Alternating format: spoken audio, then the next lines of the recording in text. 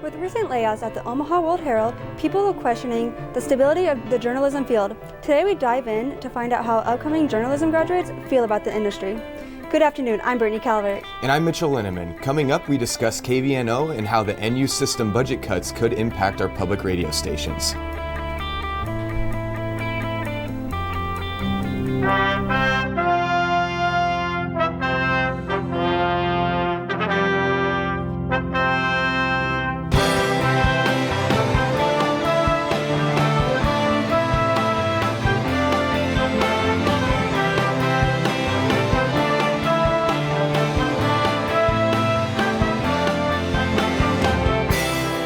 From the studios of UNO Television, this is the Omaha News, presented by UNO School of Communication.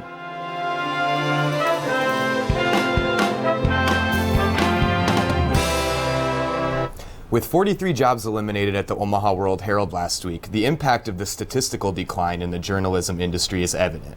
Reporter Julie Trin investigates the trend and community opinions the future holds for students in this field.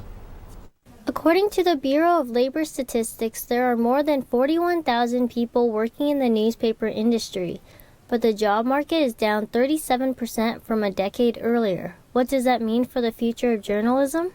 Everyone is so scared for me, and honestly, I'm not even that worried about it. University of Nebraska at Omaha journalism student Jenna Heineck had an early realization in third grade that she wanted to be a writer. That's just it. I'm a natural storyteller. Heineck has a special interest in music journalism. I started contacting local bands. If I get in for free, I'll give you photos for free. Man, I could do this for a living. The Omaha World Herald announced that they eliminated 43 jobs in 2018 so far, and they'll also be reducing the number of pages in the newspaper starting this week. UNO Director of the School of Communication, Hugh Riley, explains why the decline of the newspaper should not be a concern for future journalists. I think journalism will always be here. I think it's evolving just as it has always evolved. If you look at the history of it, it's changed. I think the changes are actually less dramatic now than they were in some of the past decades. Despite the negative sentiment, Riley tells us that there is hope for the future. The opportunities are there. You just have to be willing to be creative, and it's more important than ever. Yeah, I'm gonna go live now. For the Omaha News, I'm Julie Trin. Viewership for television news is also on the decline, losing up to 4% of its audience each year since 2012. While the public sector is seeing a decline in jobs, the private sector is prospering. Job creation saw another powerful month in February, with companies adding 235,000 positions, researchers reported today. The total gain defied Wall Street's expectations as economists were expecting payrolls to grow by 195,000. February marked the fourth month in row that private payrolls hit 200,000 or better. U.S. Attorney General Jeff Sessions announces he's taking legal action against the state of California today after filing a lawsuit claiming his status as a Secretary of State endangers federal agents.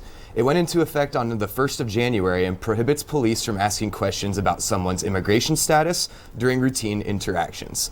Federal agents have arrested more than 230 undocumented immigrants in recent raids from Sacramento to Fresno to the Bay Area, according to U.S. Immigration and Customs Enforcement. ICE officials report in a news release that 180 of those arrested were either convicted criminals ordered to leave the United States or previously deported. In response, California Governor Jerry Brown has stated that the lawsuit will only further polarize the U.S. in a time of political turmoil. For 45 years, KVNO Radio has broadcasted classical music and fine arts programming.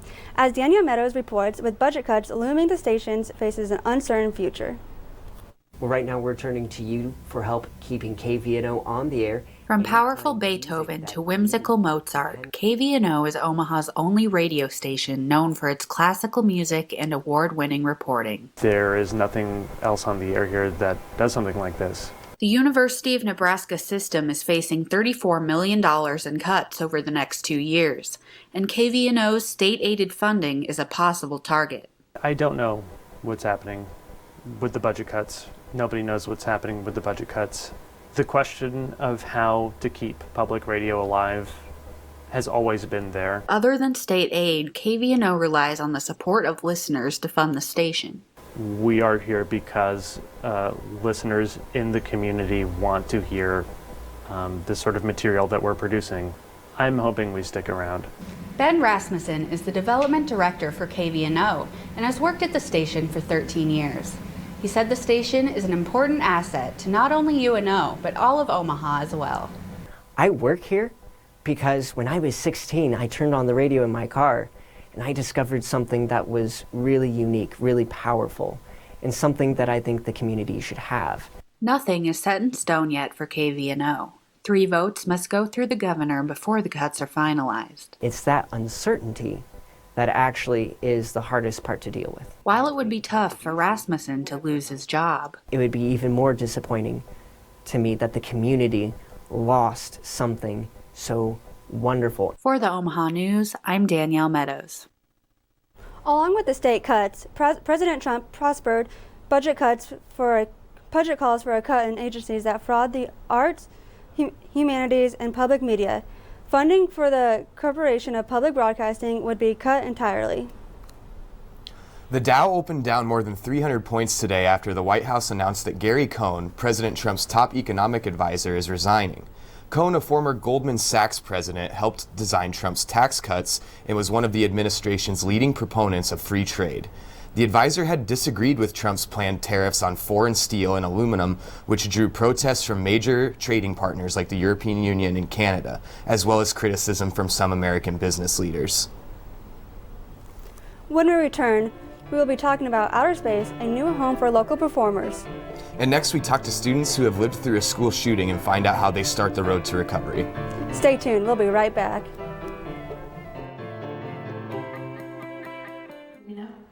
Stand by to come out to the open in 5, 4, 3, 2, 1. Fade up, press 1 time.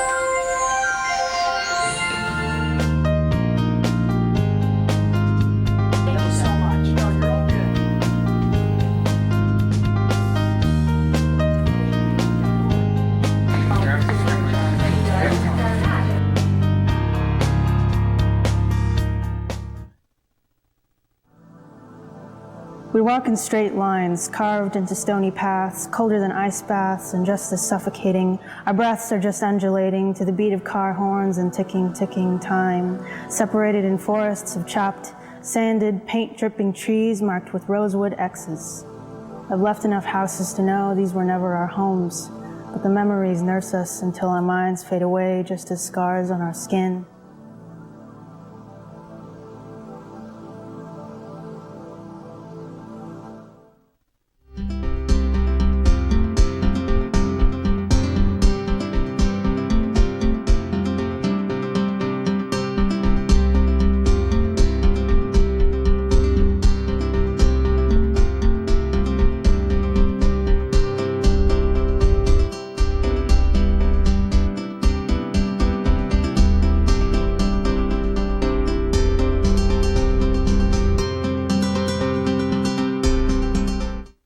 You've always known you were a leader, someone who works hard to achieve your goals.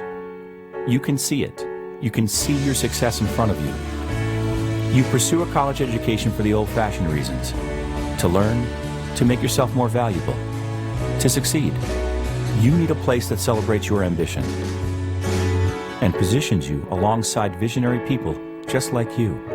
You, my friend, belong here, the University of Nebraska at Omaha. This is the Omaha News.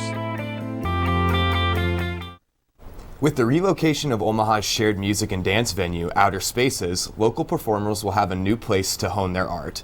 Dan Downs gives us a sneak peek of the organization's new home on 13th Street. DeJuan Hayes has been dancing since he was a teenager. I love dancing. I've danced my whole life. But a lack of practice space had him worried that he might have to shelve his dreams temporarily. It's still hard to find dance studio space east of 72nd Street. But a year ago, Hayes came across Outer Spaces, a venue which gives performers like him a place to call their own. This will give me a working space and a practice space to work on my craft and hopefully eventually open my own studio. The co-founders of Outer Spaces here on 13th Street say that they hope to position the venue as one that's available to all different kinds of performers.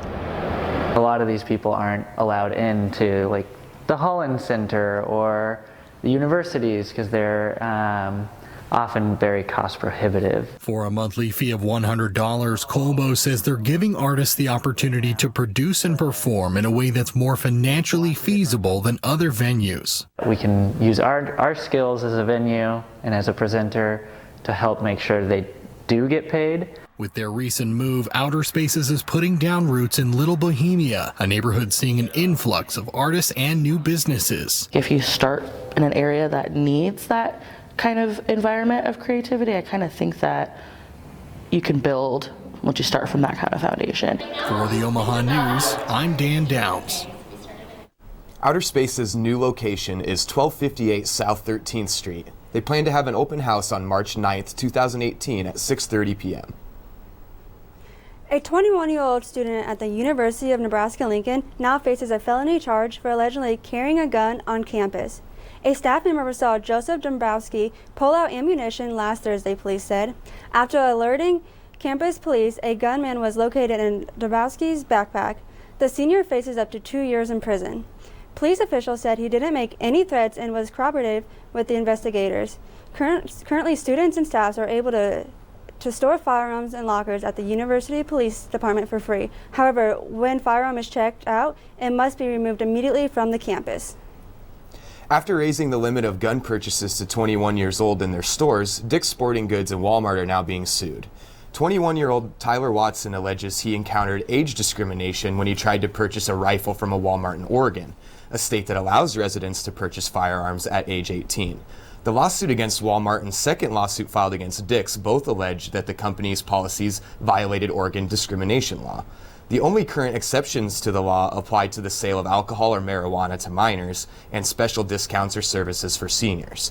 The lawsuit will be the first test of the new gun policies for both companies and could have implications on their policies nationwide.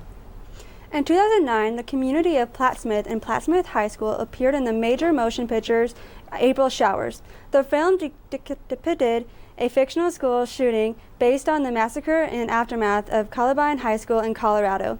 With the Plattsmouth community receiving confirmed threats at school in the past few weeks, Omaha News reporter Justin Doring talks with local school shooting survivors on how they cope with the streets of reliving their nightmare. So when I was a senior at Millard South, I witnessed the school shooting there, and our assistant principal was shot and killed, and then our principal shot when the shooter, who was a classmate of mine, got in his car and went and committed suicide. Erickson says officials at the Millard School District promptly provided counseling and aftercare to students learning how to cope. Although their mission statements are distinctly different, both educators and law enforcement say that the primary goal is safeguarding the welfare of students. Lieutenant Larry Burke of the Cass County Sheriff's Office speaks about law enforcement's response to needs of students and their parents after the recent threats to Plattsmouth High School. Right now, the community is extremely sensitive, and parents become more and more consumed with this. So the parents have a need to know if their children are going to be safe. It encourages these kids that have knowledge and know of a threat that's being devised or planned to speak out. Burke agrees with Erickson. In the aftermath of threats to schools, students become galvanized. For our students, they're pretty resilient. All these different groups, and then after the shooting, only then were we one school. Erickson encourages anyone challenged by adjusting to life changes to seek help. Just know that we love you and we care about you and we want to help you. We want you to get help so that you can live a happier, healthier life. For the Omaha News, I'm Justin Doring. Erickson stated that investigating threats to PHS was frustrating for all involved. In the interest of his safety, his department and others in the Omaha area will utilize all resources available, respond and lessen the impact of these events that should occur. Coming up, ice fishing goes beyond the northern border and into the Midwest. We find out how some Nebraskan fishermen enjoy their summer hobby well into the winter months. And we introduce to you the UNO Research Fair and why it has become a sample of university education. Stay tuned, we'll be right back.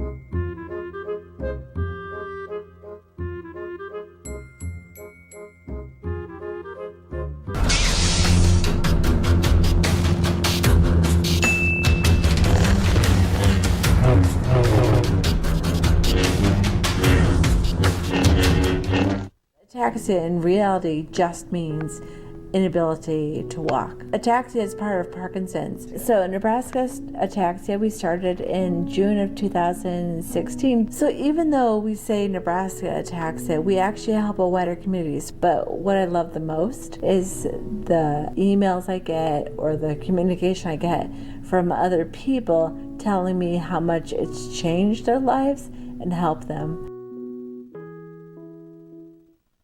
I am a senior music education student in the School of Music. I'm a PR and advertising major in the School of Communications. I'm a senior and I'm a communication studies major. Senior, majoring in creative writing. I'm a communication studies student. I love band and I knew that I always wanted to be involved in music some way. There was never really any question of anything else. I love CFEM so much. They've helped me out a lot, just letting me know that they're here for me, that there's a support system. It gives you such a good opportunity to grow and hone your skills, and I think you really learn things about yourself. And I know I've gotten opportunities at UNO and because of CFAM that I wouldn't be able to anywhere else. The core reason why I'm a communication studies major is because I really just love helping people. My favorite part about poetry is just escaping into a different world. I can talk about it for hours and hours. What you like to do is like your superpower.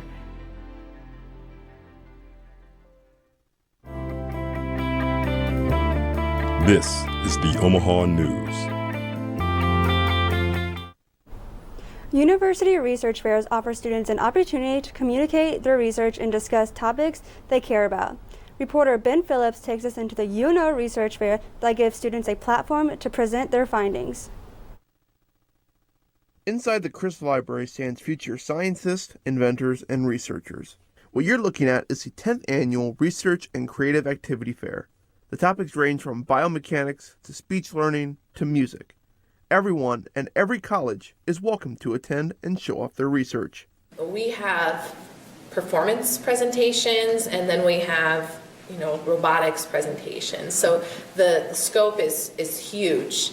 Although the fair is to show off people's research, some people would like to help get a bigger message out there. I want to be as transparent as I can, because that's a problem with research, is it's very non-transparent a lot of the time. The research being presented here gives the opportunity for students to be exposed by local professionals in their respective fields. We get multiple feedbacks from not only specialists in their field, like in sciences, but we also get feedback from the general community, that could potentially give us more insight into things that we have not even thought of yet. But the goal for the research fair is to help students forward their career. This conference, they move on to a regional or a national conference and article publications. It's something the research fair has been doing for the last 10 years and hopes to do for many years to come. Yes, and hopefully students don't stop it. For the Omaha News, I'm Ben Phillips. Myers suggests for students who have an interest in participating in future fairs to talk with their college advisors. While ice-covered lakes mean one thing for some fishermen in the metro area, Omaha News reporter Joe Faust tells us that the consistent cold temperatures have given anglers many ways to fish in other ways. Winter is a time of snow, cold, and ice. However, for some fishermen, they are still able to get out and fish.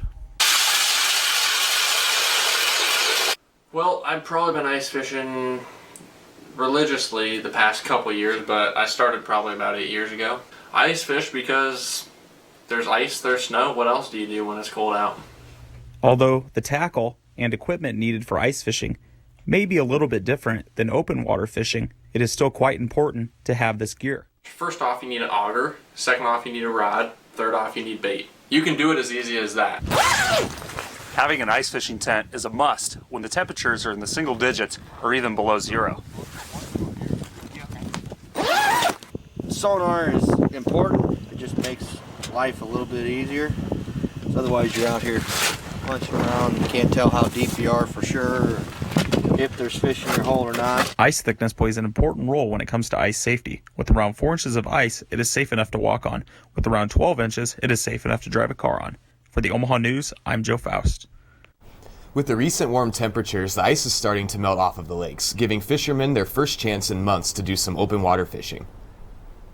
The March blizzard that rolled through Omaha yesterday is making its way towards the northeast, and airlines aren't taking any chances. So far, more than 2,100 flights scheduled today to or from major airports like Boston, Philadelphia, and the New York area have been put on hold. While forecasters are still changing, airlines often cancel flights ahead of severe weather to avoid stranded crews and passengers, which can lead to even bigger logistic headaches. When we come back, we enter the UNO Theater and talk about how they're bringing females to the forefront of playwriting. And we discuss the impact African American World War II veterans have on the current discussion about military diversity. Don't go anywhere, we'll be right back.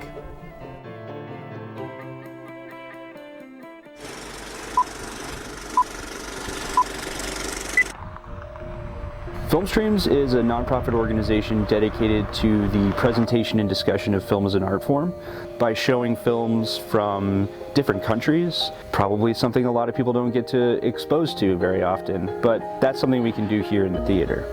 We are in the middle of an extraordinary period of growth. We were gifted the Dundee Theater on 50th and Dodge. That does mean expanding to a second location, of course. We depend on our volunteers to help us make the theater run. Volunteers do everything from helping us up in the office. They could help us run materials around town, like marketing materials, posters and things like that. The biggest thing is ticket taking. If anybody is interested in volunteer opportunities in the arts, no matter what your age, it's a great opportunity. It's a happy place, it's an exciting place, and you're a part of a community.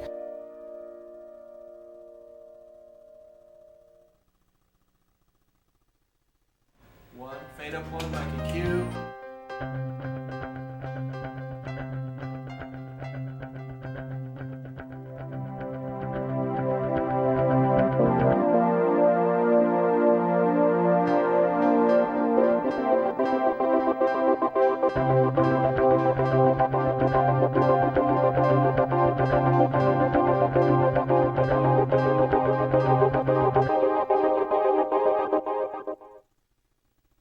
A study by the American Theater Organization shows just 26% of plays produced last year were written by female playwriters. Omaha News reporter Alex Wrestling tells us how UNO Theater attempts to follow this trend. UNO Theater has already kicked off its season with The Revolutionists, described by the World Herald as an irreverent, girl-powered comedy set during the French Revolution. It conveniently fits into UNO Theater's theme both for this season. Current season is Revolution. We like to find those ties that bind. And next. So next year it's the season of the female playwright. And that's really what's really tying our season together. All of this began 8 years ago with Dr. Sidney Melby-Fana from the National Theater Conference, where, during a meeting, they discussed that not even a fifth of plays produced that year were written by women. Came to us in a business meeting and said, it's really a shame that plays by women are not getting produced. And so what can we do about it? An initiative to ensure that, by 2020, at least half of all plays produced are written by female playwrights. UNO hopes to boost this percentage with their lineup of plays next year. We know we're opening, well, I can't announce it yet, though. We haven't announced our season yet. Well, although they can't announce it yet, they can still give us a peek behind the curtain. People that probably are now in their 50s and doing great work, like Karen Edzovich and Lynn Nottage. Paula Vogel is a very wonderful female playwright. She's possibly one of our playwrights that we'll be producing. Both of these faculty members have been personally pushing to have the all-female playwright season for the last 5 years. It's difficult because a lot of the female playwright works are not yet readily known, and that's what we're trying to help to bring light to. I think it's really important that all voices get out. For the Omaha News, I'm Alex Wessling. UNO Theater will continue their season with the production of Morat Saad on April 11th. Star Wars composer John Williams indicates that he will only score one more franchise movie. The icon, who has also handled soundtracks for Jaws, E.T., Indiana Jones, and Harry Potter, says he'll be done with the Star Wars franchise in 2019. Back in 2016, Williams admitted he hadn't watched any of the Star Wars movies that he scored, describing his soundtracks for the films as not very memorable. According to military reports, about 1 in 5 soldiers currently on active duty are African American. Today, an exhibit in Durham Museum shows us the lives of their predecessors and how African American soldiers in World War II overcame discrimination in the past. And I had to fight for the right to fight. Uniform, letters, and photos of unsung heroes fill a room in Durham Museum to show the difficulties men and women of color faced despite already having freedom of their own while enlisting in the military during World War II to fight for their country. It is an important story for everyone to know. The story of African Americans who were treated unfairly because they had a different skin tone than others while trying to fight their way into jobs only whites were allowed to do. People who went through extreme persecution and trials and really awful things in their lives, but also came out on top. According to Statistic Brain, 17.8% of the active duty forces are African American. It is important to appreciate the strides that have been made, especially when looking at history. And so to understand what the people before them have fought for, I think is really important. This exhibit can teach us more about World War II from real-life experiences rather than just reading it in a textbook. And it also gives them the chance to actually interact with the exhibit, to see artifacts, and to hear some of them speak and tell their stories. All the artifacts displayed were donated from families of World War II veterans. The exhibit will be open through July at the Durham Museum. That's all for today. We'll be back next week with new and exciting installments of the Omaha News. Follow us on Facebook and Twitter at UNO The Omaha News. From all of us here at the Omaha News, thank you for watching. We will see you next time.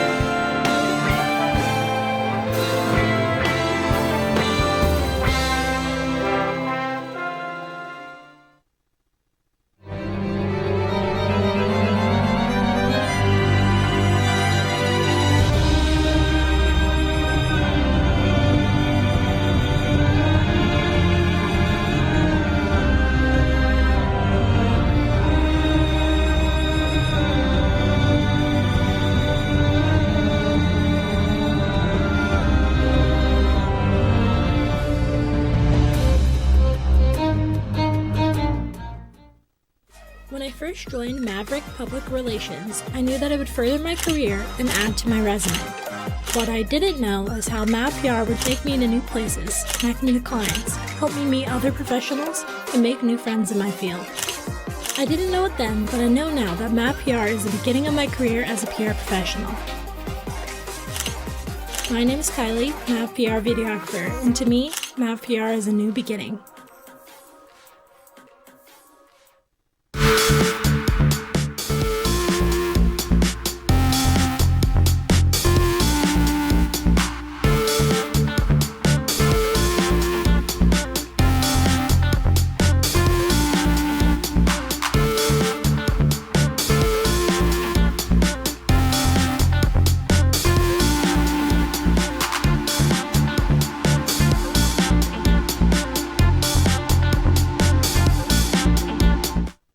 You've always known you were a leader, someone who works hard to achieve your goals. You can see it. You can see your success in front of you. You pursue a college education for the old-fashioned reasons, to learn, to make yourself more valuable, to succeed. You need a place that celebrates your ambition and positions you alongside visionary people just like you. You, my friend, belong here, the University of Nebraska at Omaha.